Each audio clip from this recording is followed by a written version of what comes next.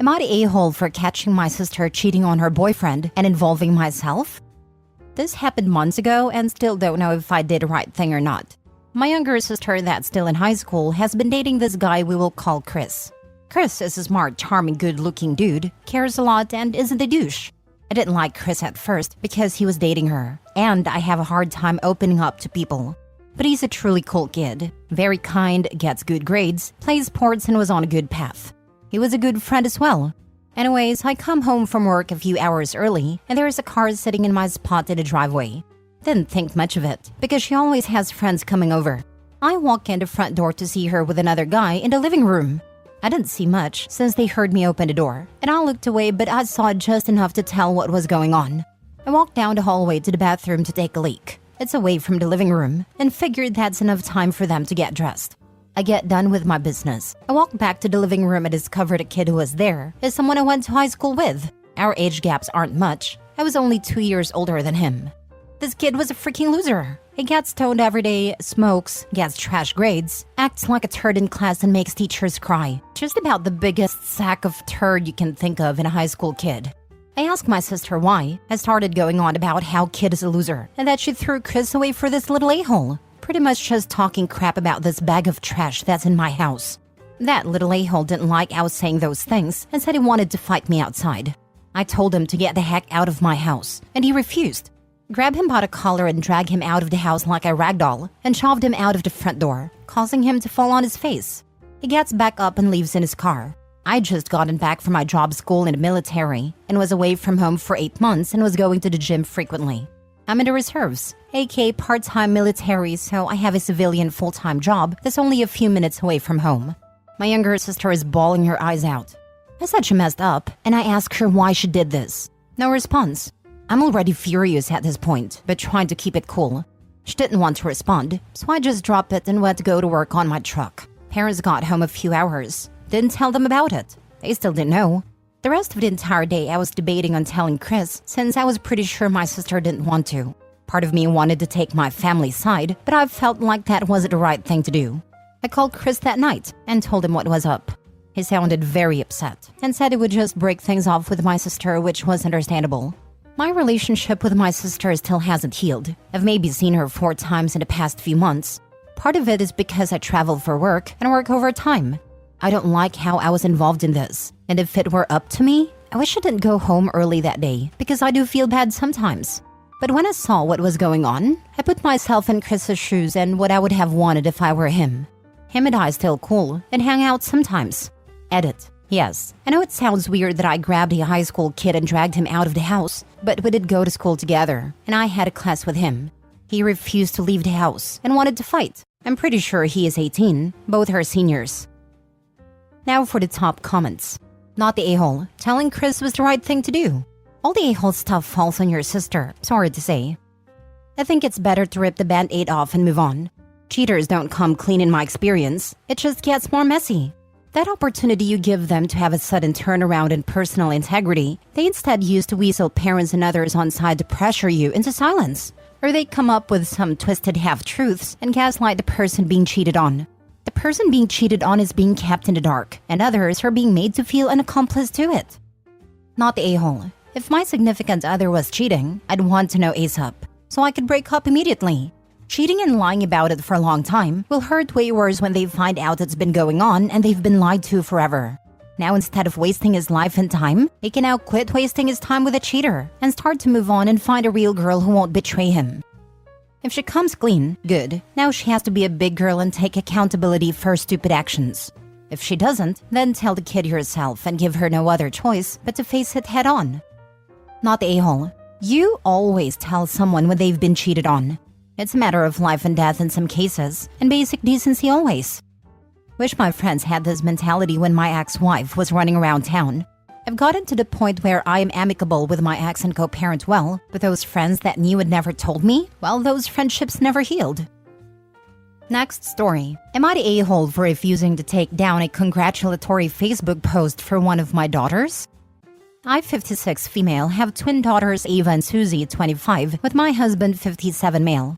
Ava and Susie have always been complete opposites, but they were best friends up until just before they both moved away for college. Ava got into one of the best schools in the country and moved across the country for it.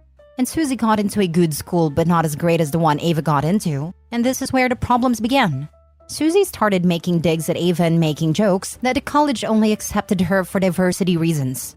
Ava wouldn't let Susie say mean things about her without fighting back, so it was basically an entire summer of fighting and hostility in our household, no matter what my husband and I did to try to solve it. Susie's situation at college wasn't great. She got into hard drugs in college and was expelled in her second year for doing them on campus. She had to move back home and go to rehab. Rehab failed a lot of times, but wouldn't give up on her. Ava would come back home several times a year to come see and support her sister. We were doing whatever we could to help Susie get her life back on track. Last year was the first time Susie's rehab actually worked for months, after she finished the treatment and she even got a part-time job. Things were and still looking promising. She hasn't gone back to using and she's now working 30-ish hours a week. She's exercising and writing poetry and painting. We're so incredibly proud of her. Ava graduated with an undergraduate and a master's degree. My husband and I flew into her city for both graduations. Susie couldn't come for Ava's master's graduation because she said she couldn't take time off work. She hasn't taken time off work the entire year, so I'm kind of doubtful that she would be denied time off, but I didn't push the issue. I figured she just didn't want to go. Anyway, my husband and I went and we took loads of pictures, some of which I posted on Facebook. A lot of my friends and family were commenting on the post congratulating Ava and wishing her well. I got a call from Susie like 30 minutes after I posted it, asking if I can delete it. I asked her why, and she couldn't give me a reason at first. I said I'm not deleting it without a good reason, since all I did was post about Ava's graduation. She said if I keep posting about Ava's achievements and none of hers, she's going to look like a failure to everyone, and they're all going to wonder why Ava's done so well in life and she hasn't. I said I don't post her because she doesn't ever want me to. I once wanted to post the very first big canvas she painted onto Facebook, and she asked me not to because she thinks it's not something good enough to post or be proud of, in comparison in what other people her age were achieving. I always try and assure her that we are proud of her, and how far she has come is something she should also be proud of herself for. But she still doesn't ever want me to post anything about her on Facebook, so I don't. I told Susie that her feelings are valid, but Ava deserves to be celebrated, and that maybe she can talk about her feelings about this whole thing with her therapist and find a way to cope, because living like this isn't fair to either of them. I said I want to post about her achievements too, and how proud I am of her, but she won't let me, and that doesn't mean I shouldn't do it for Ava either. I was going to ask Ava whether she minds if I take it down, but honestly, I think Susie needs to deal with this problem with her therapist, instead of forbidding us to celebrate Ava on social media. I don't want her to continue living like this, and I don't think me conceding this time will be helpful to either of my daughters in the long run. Susie said it shouldn't be this hard for me to do something so minor that will make her feel better. I don't know if I'm being completely awful or if I have it right. Am I the a-hole? Not the a-hole. You did nothing wrong. Susie can't have it both ways. She can't tell you that she doesn't want you to post things about her, and then wonder if not posting things will make her look like a screw-up. Taking the pictures down would not make Susie feel better. Her unhappiness is far deeper and self-related. This is so important. Susie is externalizing her pain. She's projecting it onto you and something you did, rather than accepting that it's about her and how she feels about herself and her life. Minimizing Ava's accomplishments to make Susie feel better is not a good solution. Making someone else look smaller so you can feel bigger is never the right answer. Not the a-hole. Ava's accomplishments deserve to be celebrated. Don't take that post down. When you get home, remind Susie that you have tried in the past to post work you were proud of and she told you not to. Find something to put up of Susie's accomplishments soon. Maybe a general "so proud of my daughter Susie in the creative path she's pursuing" and run it by her. Reminding her again that you can't get upset that you only post about one daughter, while actively preventing you from posting about her. Also, I would bet all Susie's troubles have taken a lot of attention off of Ava and used up a significant part of her parents' lives, finances, and energy. Don't you dare let Susie bully you into not celebrating Ava. Well said, it is Ava's time to shine, with all the hard work she has done to graduate. Susie does not get to tell the parents how to celebrate the other daughter. Susie had a choice of her life decisions. Not the a-hole. You are completely right. She needs to work out how to cope with her therapist. This seems like it all started because she couldn't cope with her sister have more success. Instead of focusing on herself and what she needs to feel fulfilled, she focused on her sister, and it made her miserable. Her sobriety is still relatively new.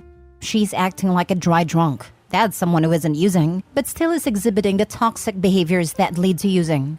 She's embarrassed about not being more successful, but instead of facing those feelings, she wants her sister to suffer.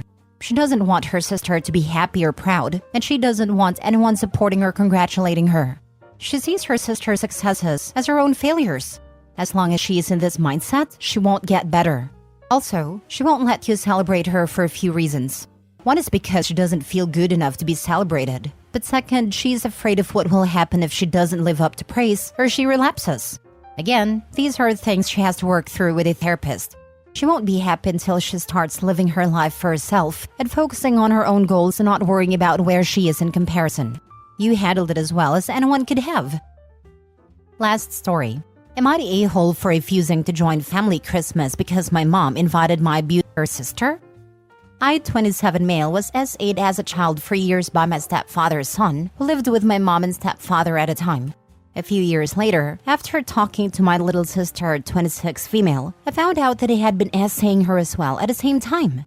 It wasn't until the school got involved and called DHS when they noticed the signs of abuse. Bedwetting, excessive scratching, inappropriate behavior with adults. Even after being sat down with a social worker in a small room with a two-way mirror, did we finally have to tell our mom and stepdad? But there was no point. My stepfather gaslit us, saying it never happened and we were making it up. My mother, not saying anything nor defending us, ignored the situation. Until about 2 years ago, when she admitted to my little sister, 24 at a time, in casual conversation, that she believed us the entire time, yet still never said anything. It's destroyed our mental health for years, on top of the verbal abuse from our stepfather and continued ignorance of our mom. My stepfather also has a daughter, close to her brother's age. She, of course, believed we were lying trying to cause drama in the family, since we were the kids intruding her family. We didn't communicate much with her and she soon became estranged from the entire family. My stepfather continued to be a horrible person. Years later, my mom is separated from him, even living in different homes and states for years. Recently, she's been spending time with him again, despite my sisters and I being against him in our lives again. But we choose to deal because it was either see our mom and deal with our stepdad or cut her off, and we weren't ready for that step. He continues to come to family events because he hopes to get remarried with our mom, despite his hatred for us. Christmas is coming and my mom decided to get a cabin for the weekend for the family, inviting my 3 sisters and their husbands, my father and his girlfriend. Then come to find out, our mom invited my stepfather's daughter, who we haven't talked to in over 10 years. My little sister is the one who found out, and she messaged my mom personally and older sister saying she isn't going. She said she can't handle being around him or his family anymore, and it would be better for her mental health to stay home. I, of course, agreed with her, saying I was refusing to go as well, for the same reason.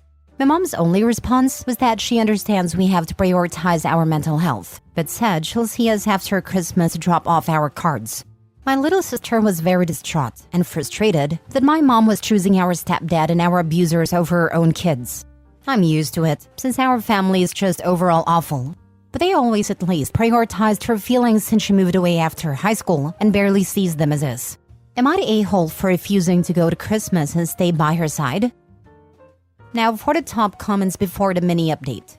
Not the a-hole, but your mom is. That is distasteful and dismissive of your hurt. Maybe you should sit this one out and let her feel your pain. I hate this kind of woman. Is the need of have a man in your life so great that sacrificing your kids seems sensible? Is the man so great that the suffering of your kids is not enough? OP, your mother is a crap stain, and you are not the a-hole. She's not going to. She is so self-centered that the mental health of her kids is invisible.